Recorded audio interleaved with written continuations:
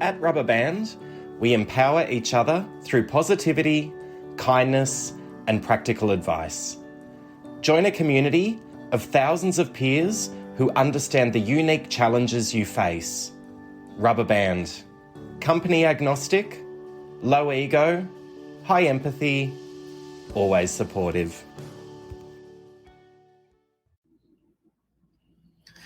And we are live. Welcome, listeners, to today's episode of the Rubberband podcast, where I am joined by extra special guest, Brian Hill from Tracker, for another edition of the Talent Tech series. Now, before we begin, I would like to acknowledge the traditional custodians of the land that I live and work on, the Wadawurrung and Dja Dja Wurrung people. I recognise their continuing connection to the land and waterways. I pay my respects to their elders past, present and emerging, and I would like to extend this to all Aboriginal and Torres Strait Islander people. Welcome, Brian Hill. How are you doing? I'm very good, thank you, and thank you for such a great welcome. Happy Valentine's. Oh, happy Valentine's. Absolutely. Now you've forced me to release this recording this evening. So people can listen. That wasn't my intention. Oh, no, lucky it's not one of those ones that I'm banking up to release later. There we go. We've time-stamped it. Hopefully, if anyone's forgotten, we might have pushed them to go and to get something. Absolutely. And everyone out there, if you haven't bought your significant other something, get out there and do it. There's your reminder from Brian last minute. Mate, where are you joining from today? From sunny Queensland, Brisbane. Oh, jealous. It's been really warm here in Victoria, but we've got a cold weekend coming up, which is typical. I have heard. I've got a friend who's flown down this morning. He said it was 42 or something yesterday, 18 today. Yeah, it's dropped, and it's going to drop further apparently. So, just in time for the weekend, so we can't enjoy the weather that we've just had. But enough about the lame weather stories. Let's talk about you, Brian. I'm keen to, if I look at your profile, you say that you are a technology and SaaS expert with over 25 years experience in rec tech and the recruitment industry. So I can imagine there's a lot of knowledge and a lot of experience there. But before we go into that, tell me about Brian Hill growing up. Where did you grow up? What kind of young lad were you? Tell me about that. Tell me about your history, your family, your background. Yeah, oh God, it's reaching that far back, memories. I come from the UK, West Sussex, which is on the south coast. Nice. It's famous for probably being the only county in the country that doesn't have a motorway. It's very beautiful. It's on the south coast, the South Downs. Petworth is the place I come from. It's a very historical market town. I grew up there up until about the age of 20 and loved it. Green hills, fields, playing outside on bikes, bow and arrows, that sort of thing. No screens, no tech. You knew it was time to come home when the lights came on, sort of thing. Just great childhood, lots of good friends, still in touch with quite a number of them. The great thing with living in the UK is you do get to experience lots of other cultures and stuff like that. So, school trips and that were to France or to Germany and things like that. So, never kind of grew up thinking I'd get into the tech recruitment kind of fields. But certainly enjoyable childhood and I was very much into my sports, very much into, cricket and golf. And still today, I love golf, but it frustrates the hell out of me. Just a very good, happy childhood, really. Well, you have moved into tech. That's where the career's taken you. What was your first job? Tell me about your very first job. Very first job was a paper round, to be honest with you. Delivering paper. I think a lot of people may have been in the same boat, especially in the UK. It was a big thing to get a couple of pounds a week to deliver papers, and Christmas was always a good thing because you got the tips. Then really into working in pubs, cleaning dishes and washing toilets out, that sort of thing. Everything that a 13, 14-year-old kid would do to get money. Then, I did sixth form college and was going to go on to university, but I was very lucky that I had a love skiing. And I went off to do a ski season at the age of 19. and thought it would be for a year, and ended up doing nearly 4 years in different resorts in Italy and France as a ski guide, ski rep, to about 400 people a week, and I loved it. It was brilliant, living in the mountains, different cultures, and I always loved to travel. So my intent was always to go on a global trip somewhere, and that ended up in, I think, being, around 1995, where I bought a ticket and got a visa to Australia, and came here in the 90s. Oh, the 90s were fabulous in Australia. That was my teenage years as well. Yeah, I moved to Sydney, and I lived in Pyrmont. It was probably the main area I was. And all I can say is Brisbane's kind of going through the same sort of movement at the moment, because we had the Sydney Olympics in 2000 and the massive build-up of, Mardi Gras was the biggest in the world. The lifestyle was out there and free. You could go out all night to the Cross. It was brilliant. It was a lovely time to live there. And at that time, I worked in hospitality and worked in pubs and servicing people. And to this day, I think anyone that's really worked in a hospitality kind of market does well and flourishes kind of in recruitment tech. But the 90s up till 99, 2000, I left it before the Olympics itself. Were brilliant years to live in. Absolutely. I lived in the Cross in 99 and 2000. During I lived in Kellett Street. Yeah. Oh, right. Yeah, right. Kellett Street, the Cross. I don't want to sound like, one of those old fellas that's talking about the good old days, but Sydney was vibing at that time. Brilliant. It was the place to be. It was amazing. You just go out and, I worked in the Cross for a while as well, and it was brilliant. Even if it was 6 o'clock in the morning, you'd go to the Bourbon and Beefsteak or somewhere where to keep drinking, and everyone just wanted to stay out. People think of the 60s. I think the 90s in Sydney were like that. It was love. I agree. And look, interestingly, I worked on Darlinghurst Road in a florist, but my bed sit was directly across from the Bourbon and Beefsteak. So you can imagine. I can imagine some of the things you saw. Right.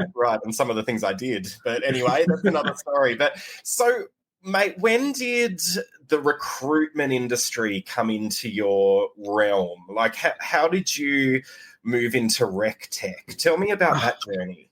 Very much an accident. I was a friend of mine and friends now.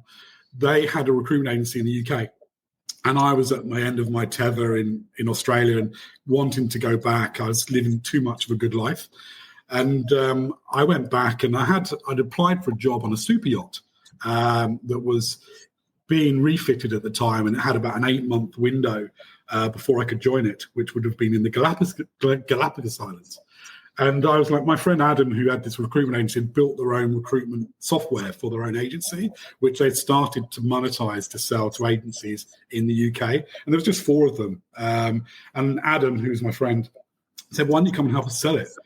And I was like, no, great. Any money's better than none. And 24 years later, we sold it to the Access Group, and I'd had that longevity of life really working in RecTech. Wow. That's incredible. And, tell me about the industry. Like a lot of people don't understand the nuances of the recruitment and talent industry. I know, and I've spoken to a lot of people who have had, they reach out to me and they say, Eden, I've got this idea. I don't work in recruitment, but I've been a candidate and I want to develop this, that, and the other. What were the expectations of the recruitment industry for you and at that early stage? And did the reality meet your expectations? I really didn't have a clue of the recruitment industry until I started getting involved. And my first real moment where I thought, actually, this is good, I could make some money, was that we didn't have enough staff in that agent in the software. And the First Choice Software was the name of the company. RDB was the product. And I just got sent out on a presentation to do a presentation to about a 40 user agency, and had very limited knowledge of the database, but I knew more than them. So I kind of turned up at their office and presented as good as I could the product that we had, which is very simplistic to today's products, where it's almost, in some cases, overkill of what you can be provided. I demonstrated to them, they bought it. And I got this commission check of whatever it was. And I was like, wow, this is really quite good. This is more money than I've ever got from other things I've done. And it's doing something I love, which is networking and talking to people and being in front of people, because I'm still old school in the fact that, Ian, what I like to do, in the world of where we are, everything's online now. I'm still a person who likes to shake someone's hand and build a relationship. And in the olden times, it used to be a lot of that. Where you'd meet people and build trust was at events or in a pub or at around other people. And I think with my background of being in, with the ski industry and with restaurants and bars and stuff like that, I was naturally kind of had the skill set really to kind of work with these agency owners and being an industry where people are it's all about shaking hands and people. I kind of just got on very well with it and enjoyed doing it. So it really was an accident, but where it's gone from there to today is just there's so many more options available. When I started in 1999, there was a couple of CRMs. There wasn't all the third-party products out there today to help people. It's almost, every time you talk to someone now, there's a new bit of tech. Then it was like, well, it was all CRMs. Now it's like a lot about the third-party things that plug into CRMs. And it's interesting. I was engaged in a conversation last night on LinkedIn around CRMs, and there was a little bit of an argument around certain applicant tracking systems, whether they are a CRM or whether they're claiming to be a CRM, or whether it's more effective to plug in a CRM that is a best of breed CRM. Or if we're looking at how do we tap into our CRMs that our customer or marketing teams use, like our HubSpots and our Salesforce. So tell me, and I just want to break this right down to basics for our listeners and even for me, because I struggle to get my head around all of this, right? There's opinions everywhere. So in the talent industry, recruitment industry, what is a CRM? And how should we be effectively using a CRM? Oh, God, that's an open question. I'm sure I'll upset a few, and a few will probably agree with me. Oh, no, but I'm upsetting people with this as well, because I'm on a journey and I bounce around too. And that's what the conversations are good, right? Yeah, definitely. What is a CRM? I mean, CRM, I'd say a lot of products in market. And through naturally being in this industry for a long time, you know a lot of the competitor products and their good bits and bad bits because you sell against them all the time. And would I say a lot of them are CRMs? No, a lot of them aren't.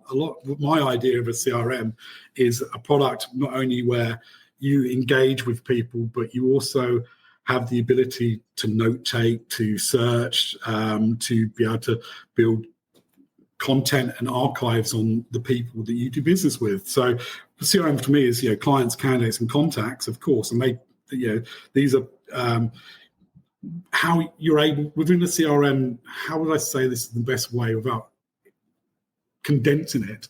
Is that the CRM should be able to record everything you do with everyone and all the note taking and history of what you've got going on with everyone. Record that.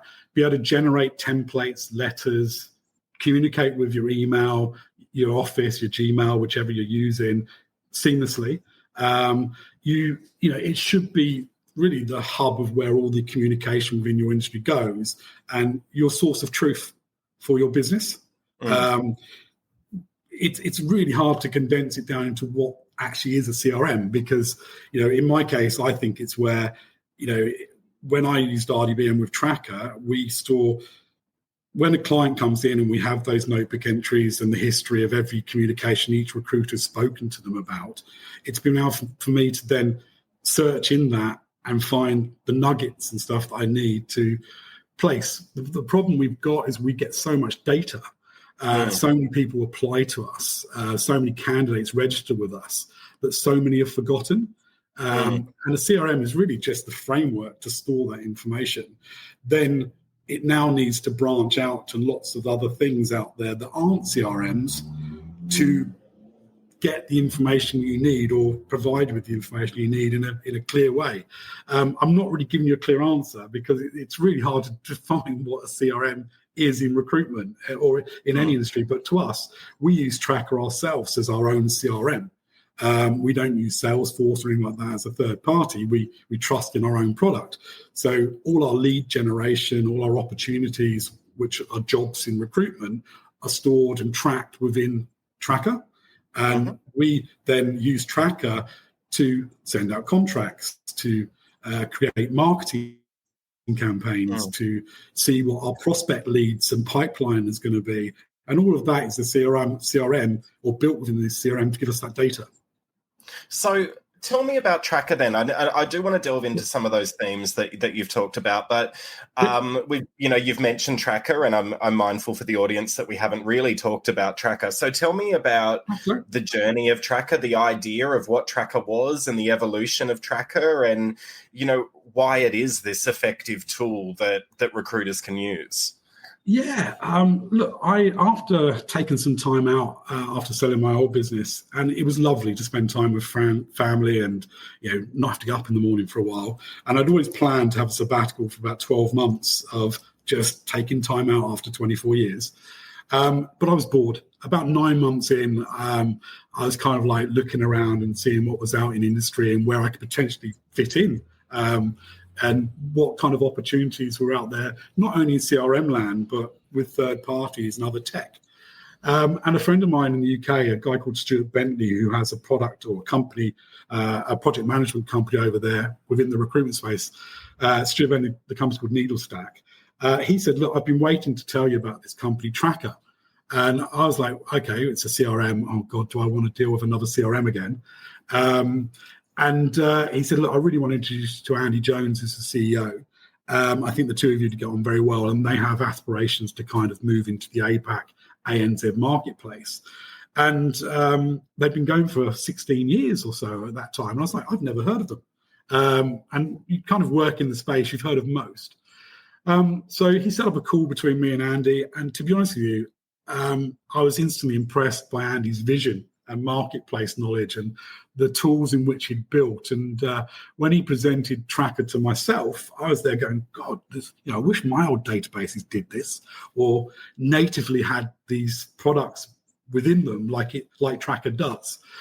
We used to have to rely a lot on third parties and plugins with additional contracts to get the stack that we wanted.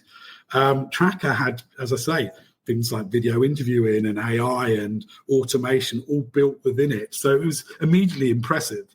And I thought there must be an Achilles heel, Eden, that there's got to be price or something like that that's going to affect this. It must be really expensive, but it's not. The price is really, really, really cost effective. And in most cases, everyone that I've sold to here in ANZ, and it's always hard breaking into a new market when you've got such established incumbents. But everyone that I've really gone into at the moment, I've saved the money. So it didn't only get me by the tech standpoint and the visionary future vision of what the company was going to be and where it already was, but also the price point. It's like, God, I've got to be involved with this. This is something that I could make money from. And also, I think the market needs a new product to come in and kind of disrupt. And I'm all about disrupting if I can. So really, it was just like a marrying up of two people, that are myself and Andy and Tracker, making me excited again about recruitment software, because I'd lost that. I'd be honest with you, after so many years of doing it, you kind of get a bit bored of it. So it really just made me smile again. And for the first 6-7 months, and I brought Tracker here, we're coming up to a year, it still makes me smile. Every time I present it to someone, I've just got a big glowing smile on my face going, hey, isn't that good? What about this? And you know what? I tend to agree. I think, things got a little bit stale for a while there. Like, we were seeing pretty low innovation when it comes to our recruitment platforms. And I think over the last, few years, we're really seeing that innovation come to life. And I'd love to learn a little bit more about Tracker in terms of, we're talking CRM and then we're talking functionality. So in order to build out that database within Tracker, now, is that from people applying for roles, or have we got people coming into Tracker from multiple channels to build that database? Yeah, definitely. It's like the typical CRMs that are out there in the market at the moment. I agree with you. I think the market did get a bit stale. I think what happened is CRM owners or developers, suddenly it flipped from us developing tools ourselves within the CRM to, well, actually third parties are building these. Let's just plug them in. Let's open our API up and create a marketplace, and people could just go to the marketplace and turn on what they wanted, but you didn't really have full control of it. In relation to Tracker itself, look, people are coming from the normal places like the job boards and from LinkedIn. We're able to scrape LinkedIn for people on there. We use tools like Rocket Reach and that we can bring people in, and you can really drill in to get information on people from different avenues. But like all normal CRMs, it's a blank database, or you import your data from the incumbent system you've already got into Tracker, and you build it up as you go. I mean, a lot of the companies that I'm bringing on board at the moment, and something that I'm actually excited about in the industry, is there's a lot of new recruitment startups, and you also see, great companies like X-Recruiter and that are really standing up at the moment, are going great guns, but they're also pushing other agencies to come forward. But I'm dealing with a lot of new startups that are coming into market at the moment, and that's really good to see, because they're all growing and they're all the businesses of tomorrow that are going to be the bigger businesses. So these companies that are joining us don't have databases. They might have an Excel spreadsheet of people that they've collected over the time, but normally when you build the database up from scratch, or you have a data conversion into it live, and then just import people from LinkedIn. We've got a two-way integration with many products out there as well. But, we've got links to Seek and to Trade Me in New Zealand, and that's generally where people will bring in candidates, and clients are generally inputted from the start anyway. And I can imagine people can just simply subscribe like they would to a consumer CRM, right? Subscribe. Yeah, look, our model is, like most products, it's a SaaS product, and tech-wise, most people, it's a pay per month basis.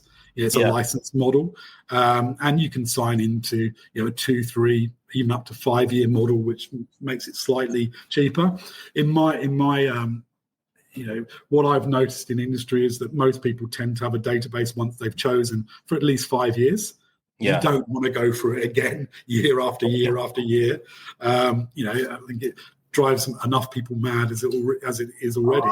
I would argue, though. I think that trend will change, because I'm implementing an ATS at the moment, and the simplicity is not what it was back in the day when we had to have a project team and program managers, and it was a 12-month event, right? Like nowadays, it's like you can set it up within days, and and I'm all for that. And I'm all for simplicity. I think most people don't use, if they're honest, it's like Excel. Probably most people only use 20% of it. It's the same with CRMs and databases and recruitment tech. You probably only use 30 or 40% of what it can actually do.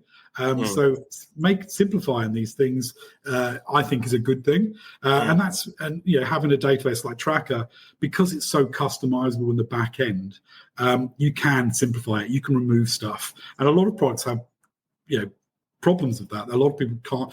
This is what you're given is what you get. That's it.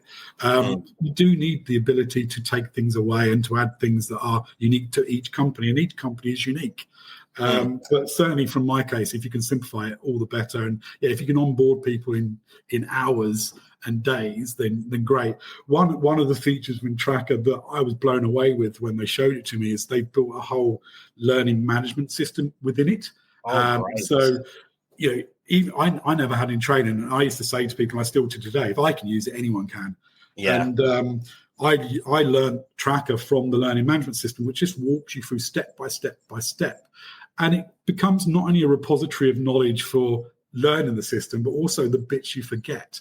So, if you're doing a marketing campaign or how to create an invoice template or something like that, and you've forgotten, because it's not something you do every day, having a resource like our academy, which actually is gamified so you can play against your other colleagues.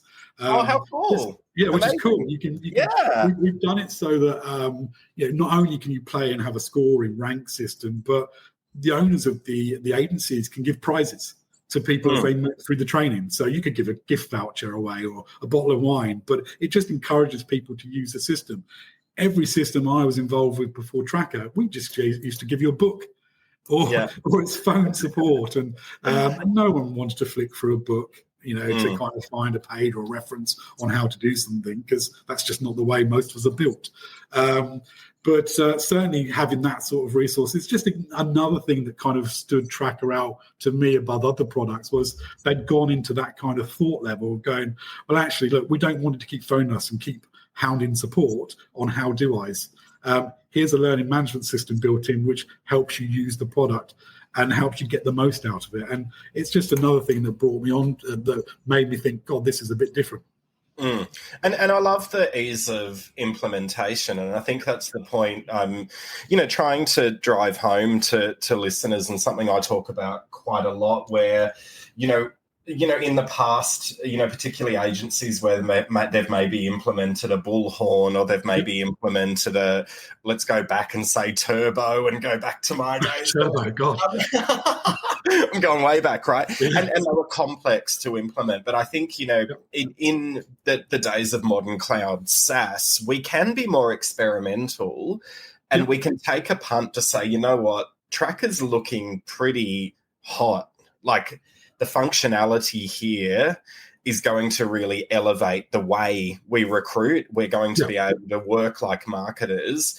But you know what? If it doesn't work after 12 months and it's no longer fit for purpose, we can look at something else. You know what I mean? Like, I think we've been very risk averse in recruitment and talent, because we've had that mindset that this needs to be a long-term investment. And I don't think that's the case anymore, simply due to the ease. And, technology is moving so fast that we've just got to take those leaps of faith and give things a shot, Definitely. And look, what scares me, not scares me, because AI has been around 15 years. Suddenly it's hit in the last year how good it can be within databases in the recruitment field. But what scares me is that I was watching just a podcast the other day. I can't remember the name, but I'll find it. But the chap was sitting there going, we're in a world, and by the end of 2025, anyone that has an idea, you'll just be able to go to ChatGPT or whatever it might be and say, here's that idea. Can you replicate it and improve it? And it will build it for you. So, things that having thoughts and ideas are going to be stolen quite quickly and improved on, because AI will just keep doing it and improving it. But tech is changing that quick. I did see the Joe Rogan one with Mark Zuckerberg as well. I'm whether you like him or hate him, it's up to you. But I think Zuckerberg said that by the end of 2025, all his mid-level programmers will be AI bots within Meta. So the world's changing, and if we're at the stage where he's going to completely replace all his middle tech people with AI bots building his platform, God help us, and what's going to be possible in the next couple of years and the tools we'll be given within the recruitment marketplace.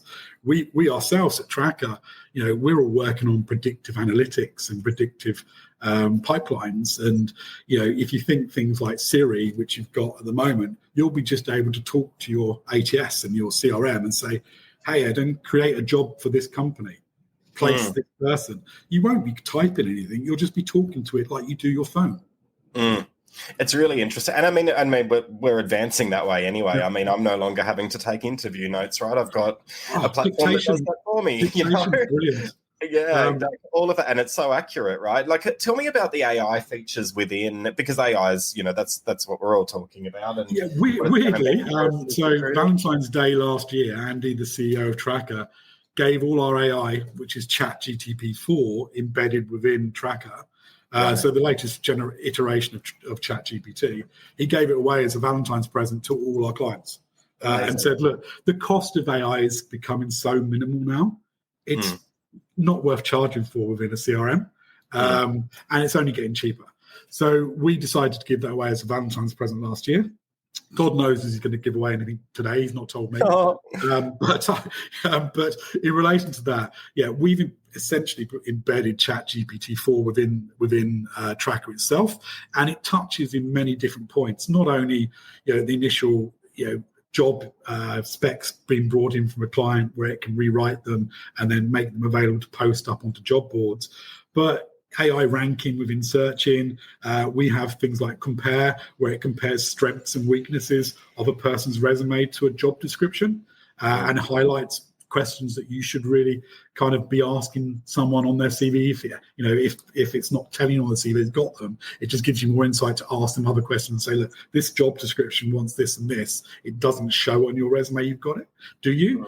And then also things like screening questions, on the fly, where it can generate AI generated screening questions on jobs, saying, hey, look, this is the job, this is the company. It looks at the company profile, the job profile, and then create screening questions that you can then send through a web form or an email for people to fill online. And you can put things like killer questions in. If this is a yes or a no, if it's got to be a yes answer, it could automatically take the person out of the search and say that unfortunately you're not right for this role.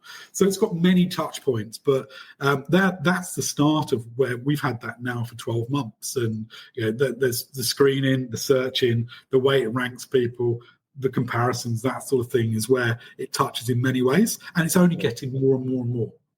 Yeah. So look, I just want to hypothetically, and I'll just put my Movember hat on. Like, let's say coming into Movember campaign, I'm going to need 5 people to manage our socials during that peak period. If I was to go into Tracker, could I segment an audience of people with social media experience, create a campaign, geofence it to Melbourne Metro, and have all of that done automatically through AI? In a simple answer, yes. Great. Excellent. Yeah, Tracker's already got... that is where we spend way too much of our time, in my opinion. We're trying to build out these audiences. We, historically would call them our talent pools, or we call them pools. But that's, to me, that's not, I suppose, effective audience segmentation. I mean, we don't do persona work. We don't have time to do that, but. We segment in many ways, not only from the marketing side of things, where we have Zapier and that built into Tracker itself. So essentially, you can build your own campaigns within and your own audiences. Not only do we segment that way, but we also do it in the pools down to the temp level as well, temporary recruitment. So if we're, say, advertising a role where we can't actually find people ourselves, we can send the job out to their mobile phone and advertise it directly to the app on their phone, where they can take the job. And you're just building pools of people. The great thing with the AI, though, is it can actually then, people sometimes quite often sit in more than one pool. So it distinguishes, if this person's in the pool more than once or more than one pool, it distinguishes that actually it's not going to send it to them twice, because of the fact that they're sitting in multiple areas. So, yes, I mean, if you can think of it, generally now AI can build it in some way, shape or form. Right. Well, look, this is fabulous. And you mentioned off air when we were talking that, this has historically been a tool for recruitment agencies, but you're seeing an uplift in HR teams. Definitely. I think a lot of us, for everyone. Yeah, I think a lot of us have moved or have attempted to move into the HR market because it's a much bigger market than recruitment on its own. Certainly, we've got some clients that just are, corporates, companies that use it internally within their own HR department. We are focusing, certainly I'm focusing, because my background is recruitment, on agencies here in ANZ. Certainly agencies that specialise not only in just perm, because a lot of the products, Ed, have always started off as perm products, because it's a much easier industry to build a product for. But what I like, and another thing that I liked about Tracker, was that it's a temp-orientated system as well. So we can actually service all of the different types of agencies that are out there. But internally for HR as well, generally what's good about HR is it's not their money they're spending, it's the company's money. So getting the decision out of them is much easier. And they tend to want less than recruitment agencies because they're dealing with an internal pool, not an external pool of candidates. Sure. Well, look, I have to say all eyes are on HR tech from our CTOs are really looking at all of our HR tech now, and as they're focused on, AI and productivity and automation, they're saying HR folk do the same. So that's where there's more of a spotlight on our HR folk these days. That's where AI has becoming very good, and some of the things that have been shown to me are things like it tells you which clients and which departments to focus on. Yeah. Which you're getting the better revenue from. What ones, you've got a 7 in 10 chance of placing to a 2 in 1 chance in placing, sort of thing, and how it can help recruit. It's a lot of it is, we used to be thinking about after the cause and effect. Now it is predictive. Right, what can we go after? Where's the best place to place ourselves? And what worries me, not worries, is something I'm seeing is people are spending less and less on tech at the moment, Adam, because we're in a downturn, but things always get better. We've seen it. I've ridden this wave many times now, COVID or the GFC, whatever it might be. But the spend in tech has gone down a bit. But as I said, there's so many good tools, not only, Tracker, which I love and believe in, but there's tools that Attract AI and Talontvine and other things like that are out there that are all things that we should be embracing. But they're just, at some point, the taps are going to turn on again and people are going to start going, God, we need this and we need to put this in place. Or, God, what have we missed? What's been generated? What systems have come out in the last 6 months, a year that we don't know about that actually can improve our business? Absolutely. And I agree. And it's probably a really great place for us to wind up. I think, whether you're investing in HR or recruitment or talent tech at the moment, now's the time to be curious. Now's the time where we're seeing just phenomenal innovation. And for me, what I'm really proud of is we're seeing phenomenal innovation in Australia. Big time. And on top of, I think now's the time, get out there, learn, and thank you, listeners, for listening to this. It's the whole intention of this series in the podcast. Things are going to change if your budget is tight and you're not able to invest at the moment. Get on that forefront because things are going to change. So Brian, Tracker's a fascinating platform and I really appreciate you coming in and sharing your journey. You're also a fascinating human being. I've had a ball talking to you today, so thank you so much for sharing your amazing knowledge, and I hope you have an amazing Valentine's weekend. Thank you so much, and likewise thank you for bringing me on the show. Thanks, Brian.